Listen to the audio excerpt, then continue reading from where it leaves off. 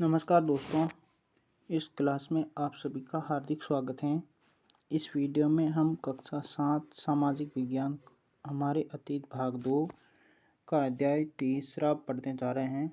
इस अध्याय का शीर्षक है दिल्ली 12वीं से 15वीं शताब्दी। तो आइए देखिए, हमने अध्याय 2 में देखा कि कावेरी डेल्टा जैसे क्षेत्र बड़े राज्यों के केंद्र बन गए थे। क्या आपने गौर किया कि अध्याय 2 में ऐसे किसी राज्य का जिक्र नहीं है जिसकी राजधानी दिल्ली रही हो? इसकी वजह यह है कि दिल्ली महत्वपूर्ण शहर 12वीं शताब्दी में ही बना। तालिका 1 पर नज़र डालिए। पहले तोमर राजपूतों के काल में दिल्ली के साम्राज्य की राजधानी बनी। 12वीं सदी के मध्य में तोमरों को अजमेर के स्वानों, जिन्हें शाहमान नाम से भी जाना जाता है, ने परास्त किया। तोमरों और स्वानों के राज्यकाल में ही दिल्ली वाणिज्य का एक महत्वपूर्ण केंद्र बन गया। इस शहर में बहुत सारे समृद्धिशाली जैन व्यापारी रहते थे, जिन्होंने अनेक मंदिरों का निर्माण करवाया। यहाँ दहलीवाल कहे जाने वाले सिक्के भी ढाले जाते थे, जो काफ़ी प्रचलन में थे।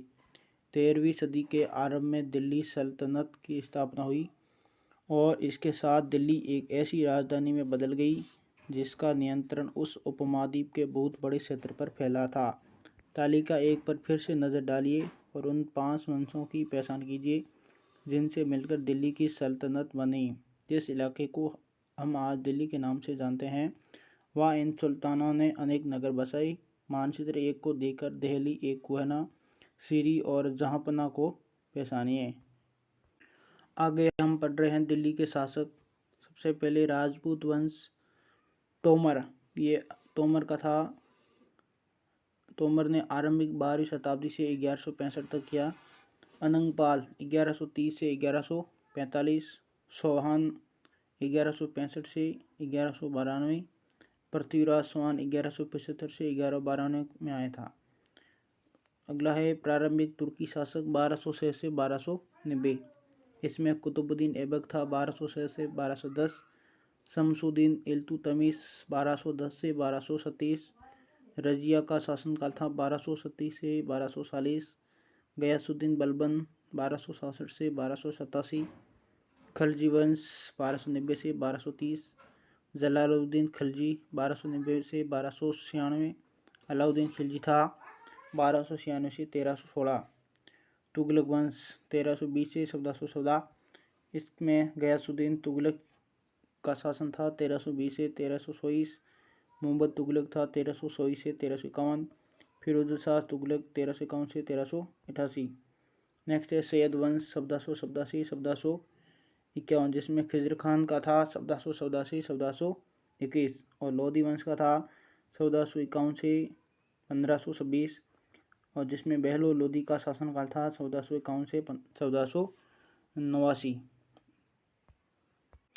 अगला टॉपिक है सुल्तानों के अधीन दिल्ली। इतिहास। तारीख 1 वसन, तवारीख बहुवचन हैं जो सुल्तानों के शासनकाल में प्रशासन की भाषा फारसी में लिखे गए थे। तवारीख के लेखक सचिव, प्रशासक, कवि और दरबारियों जैसे शिक्षित व्यक्ति होते थे, जो घटनाओं का वर्णन भी करते थे और शासकों को प्रशासन संबंधी सलाह भी देते थे। वे न्याय संगत शासन के महत्व पर बल देते थे। न्याय चक्र क्या है? 13वीं सदी के इतिहासकार फ़ख्र-ए-मुदब्बिर ने लिखा था, राजा का काम सैनिकों के बिना नहीं चल सकता, सैनिक वेतन के बिना नहीं जी सकते। वेतन आता है किसानों से एकत्रित किए गए राजस्व से, मगर किसान भी राजस्व तभी चुका सकेंगे जब वे खुशहाल और प्रसन्न हो। ऐसा तभी हो सकता है जब राजा न्याय और ईमानदार प्रशासन को बढ़ावा दे। ये कुछ और बातें ध्यान में रखें। तवारीख के लेखक नगरों में, विशेषकर दिल्ली में रहते थे।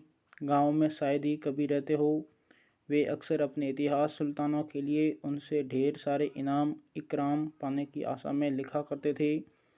ये लेखक अक्सर शासकों को जन्मसिद्ध अधिकार और लिंग भेद पर आधारित आदर्श समाज व्यवस्था बनाए रखने की सलाह देते थे। उनके विचारों से सारे लोग सहमत नहीं होते थे। सन 1237 में सुल्तान इल्तुतमिश की बेटी रजिया सिंहासन पर बैठी। उस युग के इतिहासकार मिन्हाज-ए-सिराज ने स्वीकार किया है कि वह अपने सभी भाइयों से अधिक योग्य और सक्षम थी, लेकिन फिर भी वह एक रानी को शासक के रूप में मान्यता नहीं दे पा रहा था।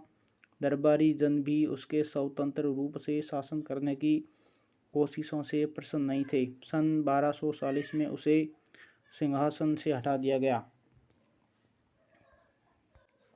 रजिया के विषय में मिन्हाज के विचार।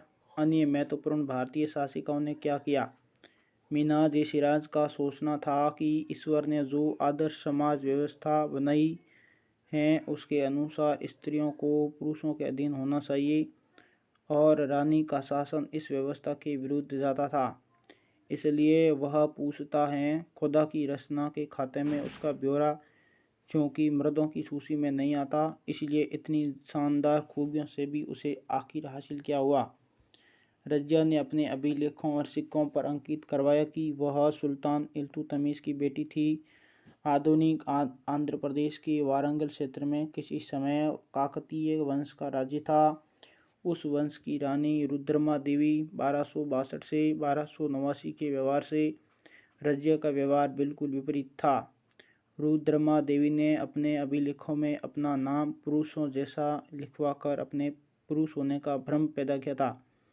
एक और महिला शासक थी, कश्मीर की रानी दिद्दा, 980 से 1003। उनका नाम दीदी बड़ी बहन से निकला है। जाहिर है प्रजा ने अपनी प्रिय रानी को यह स्नेह भरा संबोधन दिया होगा। आगे देखिए, खिलजी और तुगलक वंश के अंतर्गत प्रशासन। नज़दीक से एक नज़र। दिल्ली सल्तनत जैसे विशाल साम्राज्य के समेकन के लिए विश्वसनीय सूबेदारों तथा प्रशासकों की ज़रूरत थी। दिल्ली के आरंभिक सुल्तान, विशेषकर इल्तुतमिश, सामंतों और जमींदारों के स्थान पर अपने विशेष गुलामों को सूबेदार नियुक्त करना अधिक पसंद करते थे। इन गुलामों को फारसी में बदंगा कहा जाता है तथा इन्हें सैनिक सेवा के लिए खरीदा जाता था।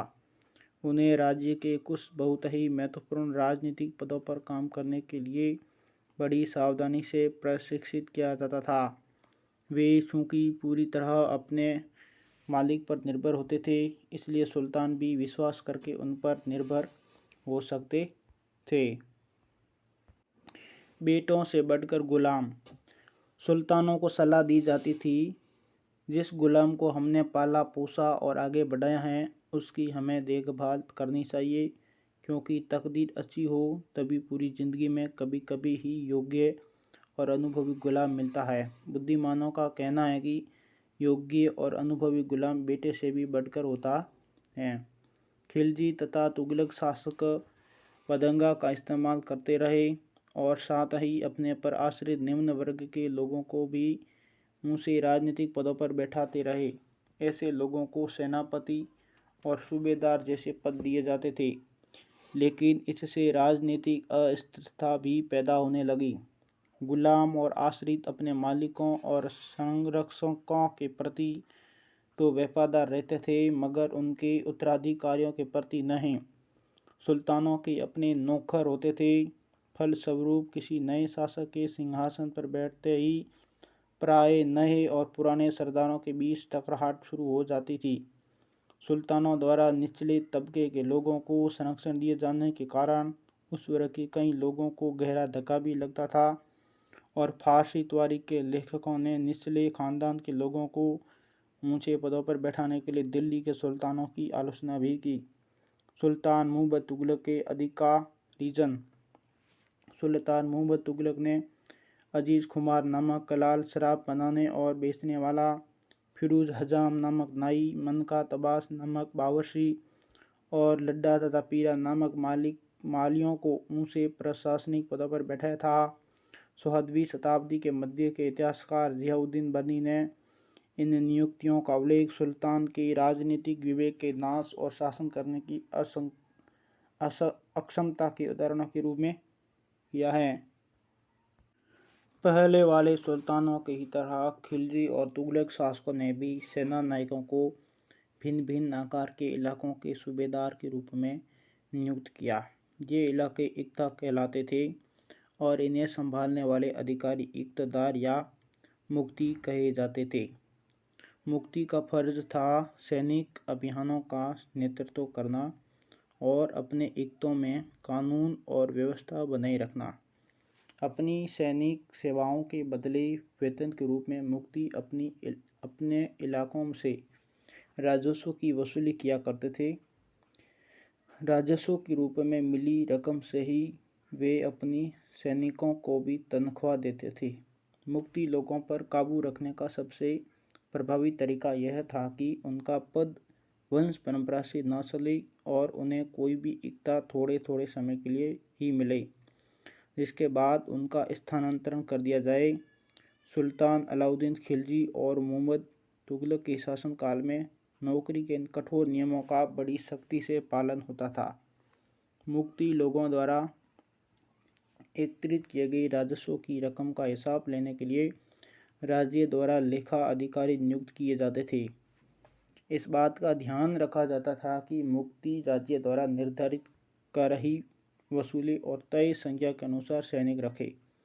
जब दिल्ली के सुल्तान शहरों से दूर आंतरिक इलाकों को भी अपने अधिकार में ले आए तो उन्होंने भूमि के स्वामी, सामंतों और अमीर जमींदारों को भी अपनी सत्ता के आगे झुकने को बाध्य कर दिया। अलाउद्दीन खिलजी के शासनकाल में भू राजस्व के निर्धारण और वसूली के कार्य को राज्य अपने नियंत्रण में ले आया। स्थानीय सामंतों से कर लगाने का अधिकार छीन लिया गया, बल्कि स्वयं उन्हें भी कर चुकाने को बाध्य किया गया। सुल्तान के प्रशासकों ने जमीन की पैमाइश की और इसका हिसाब बड़ी सावधानी से रखा। कुछ पुराने सामंत और जमींदार राजस्व के निर्धारण और वसूली अधिकारी के रूप में सल्तनत की नौकरी करने लगे। उस समय 3 तरह के कर थे। कृषि पर, जिसे खराज कहा जाता था और जो किसान की उपज का लगभग 50% होता था। दूसरा मवेशियों पर, तीसरा घरों पर। यह याद रखना जरूरी है कि इस उपमहाद्वीप का काफ़ी बड़ा हिस्सा दिल्ली के सुल्तानों के अधिकार से बाहर ही था। दिल्ली से बंगाल जैसे सुदूर प्रांतों का नियंत्रण कठिन था और दक्षिण भारत की विजय के तुरंत बाद ही वह पूरा क्षेत्र फिर से स्वतंत्र हो गया था। यहाँ तक कि गंगा के मैदानी इलाके में भी घने जंगलों वाले ऐसे क्षेत्र थे जिनमें बैठने में सुल्तान की सेनाएं अक्षम थी। स्थानीय सरदारों ने इन क्षेत्रों में अपना शासन जमा लिया। अलाउद्दीन खिलजी और मोहम्मद तुगलक इन इलाकों पर जोर ज़बरदस्ती अपना अधिकार जमा तो लेते थे, पर वह अधिकार कुछ ही समय तक रह पाता था। सरदार और उनकी किलेबंदी। अफ्रीकी देश मोरक्को से 14वीं सदी में भारत आए यात्री इब्न बतूता ने बतलाया है कि सरदार कभी कभी चट्टानी, ऊबड़ खाबड़ पहाड़ी इलाकों में किले बनाकर रहते थे और कभी कभी बांस के झुरमुटों में। भारत में बांस पोला नहीं होता, यह बहुत बड़ा होता है। इसके अलग अलग हिस्से आपस में इस तरह से गूंथे होते हैं कि उन पर आग का भी असर नहीं होता और वे कुल मिलाकर बहुत ही मजबूत होते हैं। सरदार इन जंगलों में रहते हैं जो इनके लिए किले की प्राचीर का काम देते हैं। इस दीवार के घेरे में ही उनके मवेशी और फसल रहते हैं। अंदर ही पानी भी उपलब्ध रहता है, अर्थात वहाँ एकत्रित हुआ वर्षा का जल। इसलिए उन्हें प्रबल बलशाली सेनाओं के बिना हराया नहीं जा सकता। यह सेनाएं जंगल में घुसकर खासतौर से तैयार किए गए औजारों से बांसों को काट डालती हैं। चंगेज खान के नेतृत्व में मंगोलों ने 1219 में उत्तर पूर्वी ईरान में ट्रांसऑक्सियाना आधुनिक उज़्बेकिस्तान पर हमला किया और इसके शीघ्र बाद ही दिल्ली सल्तनत को उनका धावा झेलना पड़ा। अलाउद्दीन खिलजी और मोहम्मद तुगलक के शासनकालों के आरंभ में दिल्ली पर मंगोलों के धावे बढ़ गए। इससे मजबूर होकर दोनों ही सुल्तानों को एक विशाल स्थानीय सेना खड़ी करनी पड़ी। इतनी विशाल सेना को संभालना प्रशासन के लिए भारी चुनौती थी। 15वीं तथा 16वीं शताब्दी में सल्तनत तालिका एक को फिर से देखें, आप पाएंगे कि तुगलक वंश के बाद 1526 तक दिल्ली तथा आगरा पर सैयद तथा लोदी वंशों का राज्य रहा। तब तक जौनपुर, बंगाल, मालवा, गुजरात, राजस्थान तथा पूरे दक्षिण भारत में स्वतंत्र शासक उठ खड़े हुए थे। उनकी राजधानियां समृद्ध थी और राज्य फल फूल रहे थे। इसी काल में अफगान तथा राजपूतों जैसे नए शासक समूह भी उभरे। इस काल में स्थापित राज्यों में से कुछ छोटे तो थे पर शक्तिशाली थे और उनका शासन बहुत ही कुशल तथा सुव्यवस्थित तरीके से चल रहा था। शेरशाह सूर, जो 1540 से 1545 ने बिहार में अपने शासन के एक छोटे से इलाके के प्रबंधक के रूप में काम शुरू किया था और आगे चलकर उसने इतनी उन्नति की कि मुगल सम्राट हुमायूं 1530 से 1540 और 1555 से 1556 तक को चुनौती दी और परास्त किया। शेरशाह ने दिल्ली पर अधिकार करके स्वयं अपना राजवंश स्थापित किया। सूरवंश ने केवल 15 वर्ष 1540 से 1555 शासन किया, लेकिन इसके प्रशासन ने अलाउद्दीन खिलजी वाले कई तरीकों को अपनाकर उन्हें और भी सुस्त बना दिया। महान सम्राट अकबर 1556 से 1605 ने जब मुगल साम्राज्य को समेकित किया तो उसने अपने प्रतिमान के रूप में शेरशाह की प्रशासन व्यवस्था को ही अपनाया था। इस प्रकार से हमारा ये पाठ कंप्लीट हुआ। ये आपके लिए होमवर्क है। हम फिर नेक्स्ट दूसरे अध्याय में अगले अध्याय में मिलेंगे। तब तक के लिए आप सभी को धन्यवाद।